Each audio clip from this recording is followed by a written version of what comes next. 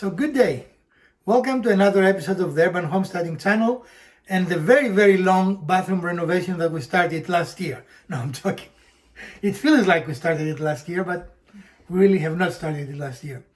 So today we are going to tackle the tiling the floor in the area that the shower and the toilet is, and we have to do two things to achieve that. The first one is to remove the toilet, and we're going to show you how to do that. And the second is to make the necessary cuts to fit the tile around the toilet, which is the hardest part of a tile installation. When you have to make a lot of cuts. So for us, this will be the most cuts. On the room that we're standing now, it will be much more straightforward. We'll have to do some cuts, but there will be more straight cuts, right? We won't have to go up and down and around and all kinds of things and use extra super duper tools. So stick around. This is going to be a very good episode. Welcome back to the saga of the bath. Our next fun-filled step is removing our toilet so we can tile the floor. As you recall, we've tiled the floor of the shower. Now we need to tile the rest of the floor. So the first step in removing a toilet is to turn the water off that we have already done. And then we're going to flush the toilet. And it should not be filling up again, right? I mean, it should be stopped now. Right. And we're going to remove the top. And our toilet is a dual flush, so it's a little different than simple toilets in the fact that it has a dual plunger, right? And those two pieces, if you've never seen one of those, make connections with this piece that's inside your tank. And as you can see, it's not filling back up. There is still quite a bit of water in it. Okay. So try to take as much water out of your tank. Even after you flush fully, there will be some water in the tank. And if you have a little pump, this is a great use for it. And we do, but I cannot find it, so we're going the old school way, right? There's really not that much left, but the more water you can take out, the less heavy it will be when you're trying to move it around and the less chance of spilling. Spilling is bad. Spilling in the house is bad. And this coffee cup will go through a sanitation process before ever being used again.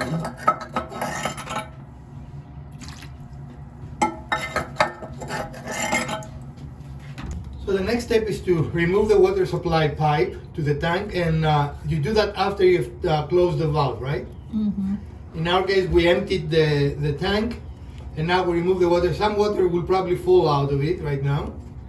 Shouldn't be much. You have a towel down on the floor just for that. You can see that they use some tape or sealant of some kind here. And now the water line is free. And most of the time that you can do by hand. You shouldn't have to use tools. And the next step is to remove the tank. And most tanks have two bolts. And here's one on this side. You can see, again, this is like a butterfly bolt here. And you should only have those finger tightened as well, because if you try to use a tool to tighten those, you're gonna crack your bowl, your porcelain, and then you're getting yourself a new toilet. So unfortunately, we could not film removing the tank, but it is fairly straightforward. Once you remove the two bolts, you just lift it up, right? Yep. And there is a seal there, but again, it shouldn't be a hard thing to do. Right. It's a pretty substantial rubber seal that fits there just to make sure that you don't have leakage. Leakage is good. Yeah, leakage. And then the next step here is we've got a butterfly bolt on this side, a wing nut, I guess that's what it's called, and on this side. So we'll take those off. And then we should be able to pull the toilet up. Right, and that does involve kind of breaking a seal. Right. So you will have to replace that, but it's a pretty easy removal. So this bolt was pretty corroded. What we started with was doing some WD-40. It's continued to be corroded, but what we're doing now is using some steel wool to clean up the threads of this bolt and the surrounding hardware. And we are making some progress. It's just a little slow going, and it's just because this bolt is so corroded. But that's just a little tip for you to help get the junk out of the threads. Yeah, this is turning into an episode of like dirty jobs. Yeah, of course. but it is. And so now at this point, like, things are moving a little more freely, so I'm going to take the second lock pliers here and lock it, and then try to turn that a little bit more. If everything else fails, like it did in our case, then your next step is to cut the bolt. If you have an oscillating tool with a metal blade, it is the fastest and easiest way to do it, but a hand hacksaw will achieve the same result. These bolts are very easy to find and fairly inexpensive, so do not be concerned about having to destroy them. There is not going to be a problem finding a replacement, and it will not add a lot of money to your project. Just mere cents. They cost under $1 each. For a good tiling job, it's very important that your surface is very clean. So you're going to see throughout this project that we clean up very well. We vacuum the area as we move little particles here and there, and before we start tiling. So this is something you need to do as well in order to get the best result out of your tiling job and enjoy it without any cracks on your tile. So our next step is to cut the door trims all around, and that is because you really want to put the tile underneath, right? So use one of your tiles and something to protect the tile, a piece of cardboard, or in this case we have a flyer that it is a 3-piece flyer, give you a little more of space, and then use an oscillating tool. The oscillating tool became very handy today. As you can see, it is the best tool to do this job, cutting trim pieces. It is easy, it is quickly, and gives you all the control you want, so it has a very good finished result. If you don't have one, there are manual saws that can do the same thing, but really you should not use anything else but a manual or an oscillating saw. After the piece is cut, it should be fairly easy to remove, and in the past it has always been easy for me to remove, but in this instance it was rather hard. I'm not really sure why, but it took a couple of tries and some prying to get the piece out of the case. But in the end it happened. This results into a finishing product, so you need to take your time here. This is going to be what rests on the tile, so if you don't do it correctly, you're not going to have a very nice transition. Simply take your time and don't be afraid to do any cuts you seem necessary. Okay, so now we have a place that the tile can go out under, as you can see. We have to clean it a little bit, but Yeah. as you can see, we have the cut that we need, but make sure you clean all the debris. We don't show you cleaning, we saw plenty of cleaning today, but make sure you clean all the debris so your tile will fit nicely there. Other than that, this is a pretty straightforward process. You're going to need a little white silicone to make a nice transition, but other than that, we're pretty much done, and you can move into the next step of your process. So we did a rough dry fitting, as you can see. You have a general idea of how we need to cut our tile, and the tile you see there upside down, we use it to measure our tile. To mark a tile for cutting, place it upside down over the last tile and measure it. So we have set our tile cutting station here, and we are doing some spring cleaning with the soap and some spring cleaning on the garden. So we are ready to start cutting our tile. Those reels with a long piece of cord come very, very useful when you want to do a little bit of remote work. In our case, it's plenty of cord to allow us to be anywhere we are anywhere we want to be in our yard. And still we have not finished our trailer, so that's another spring project. So stick around, we're going to continue the fun. So here goes our first cut. This is a wet saw. It is the best tool to cut tile. Wet saws make a little bit of a mess, that's why we're cutting the tile outside.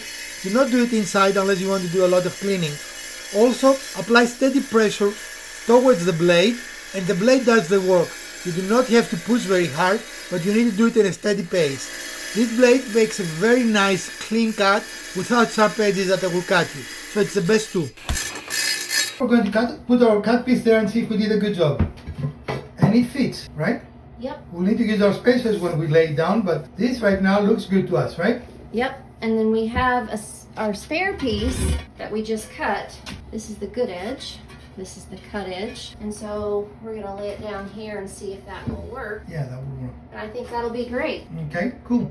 All right, so here what we're doing for us to make the opening for the, it's not an exhaust, what do you call that? The drain. It's, yeah, the toilet drain. Use a straight edge, and in our case we're using a piece of wood, and mark on the edge of your tile the edge of the circular flange. Make a mark, and then take your straight edge on the other side and repeat, and make another mark. So we're going to do something similar. Now we move the tile to the side so we can see what we're doing, and we're going to use our straight edge again, and we're going to mark the bottom of our flange to the tile, and that will give us where our cuts are. This is the most difficult cut of this whole tiling project. That's why we're showing it to you. The straight cut is straightforward and you use them exactly the same way we showed you before. Here we're using the oscillating tool with the appropriate tile cutting blade, and with a little bit of patience you get absolutely great results. So use the right tool. This is the right tool for the right job. I'm speeding up this clip because the cutting process takes quite a lot of time and requires a lot of patience, but I want to show you that this is a much lengthier process compared to using the wet saw, but we cannot do this cut with a wet saw, so that's the only method in our disposal to do it. But in any case, I wanted to show you that it does take a lot of time without spending all the time showing you the same thing over and over. We have one more clip until we're done. Again, this process requires patience. If you press down on the tile, you risk breaking. So instead of trying to make one deep pass, make scoring passes until you go through the tile. We have sped up these clips quite a lot, but I do want to give you a sense of how long it takes. So while those are 4 times sped, you do get an idea that this is a much slower process than using a wet saw. But that is okay. If you take your time, you're going to get an excellent result. As you can see here, we did not break the tile and we love it. So this is our dry fit for the area around the drain. And as you can see, we have more cuts than you would expect, but this is the right way to do it, right? And a lot of it will be covered actually by the toilet, you will never see. The next step is to cut 2 more tiles, a full one, a partial one, and we are actually going to tile where Mrs. DIY stand. We're not going to leave it like that, right? Right. And then we're ready to install. And this is our final dry fitting, and as you can see, it looks great. That small piece needs to be centered. It is not centered yet, but that's the only thing that doesn't look good because we are not finished with it. But we are ready to tile this area, so let the fun begin. Tiling the floor is much simpler than tiling the shower bed because we do not have to worry about an angle here. We do not need a slope. In fact, we need to just make sure that we have a very straight and level installation.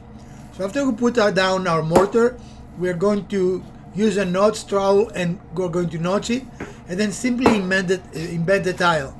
That's why the dry fitting is very important. So you have your tiles ready, they're the correct dimensions, they're correctly cut, and you can move fairly quickly along.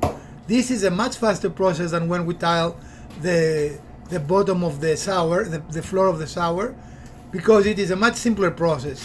You can use any tool. We're using here a little spatula, plastic spatula, to apply the mortar on your floor and then just notch it, and once you notch it you can just put your tile on.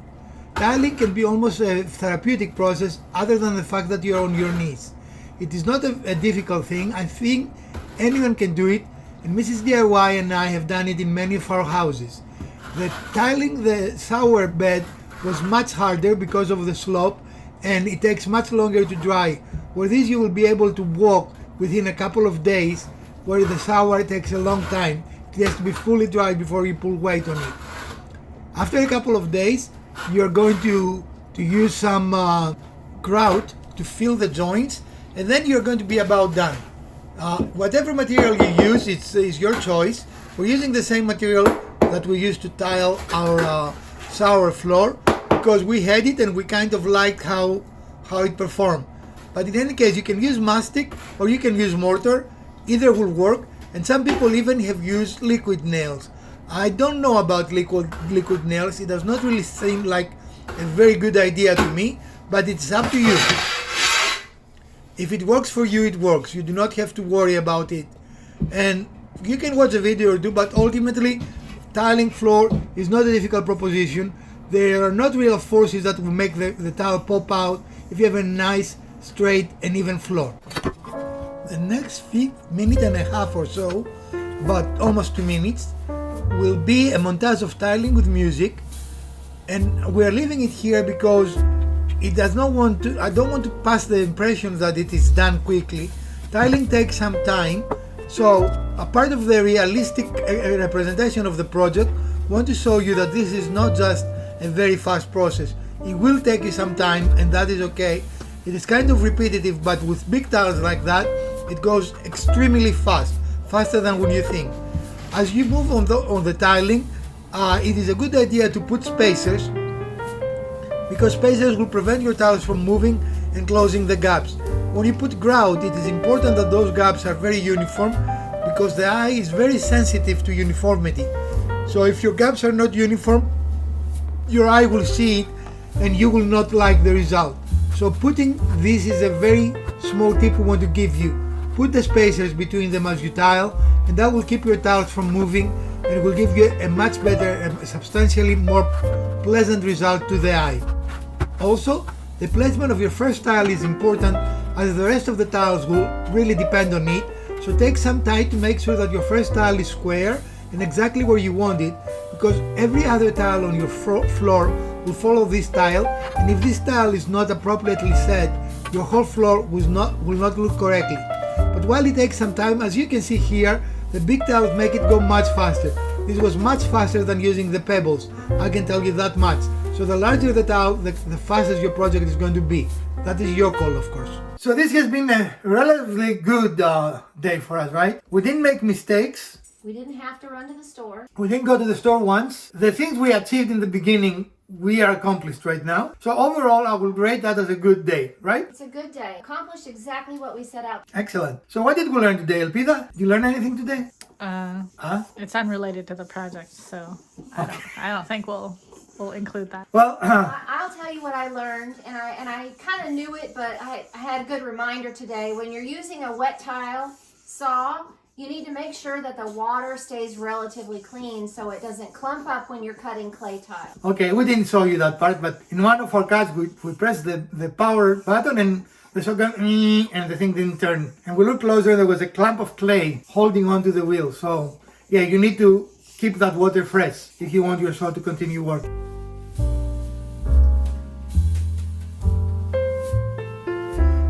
Well, this concludes our episode for today, and we hope you enjoyed it and you learned some things. We certainly learned some things in the process, right? We used some of our tools, and some of the tools we used were necessary. For example, there is no better tool than the oscillating tool to cut the bottom part of the door jambs to make the tile go underneath, which is the correct way to do the tile installation. If you enjoyed this episode, we'll appreciate a thumbs up. If you didn't, hit the other button twice. Share, like, subscribe. Let us know. Do you like episodes like that? Or this has been a very, very long episode in 58 parts. Again, I'm joking. From Professor DIY, Mrs. DIY, and Elpida, let's renovate something together.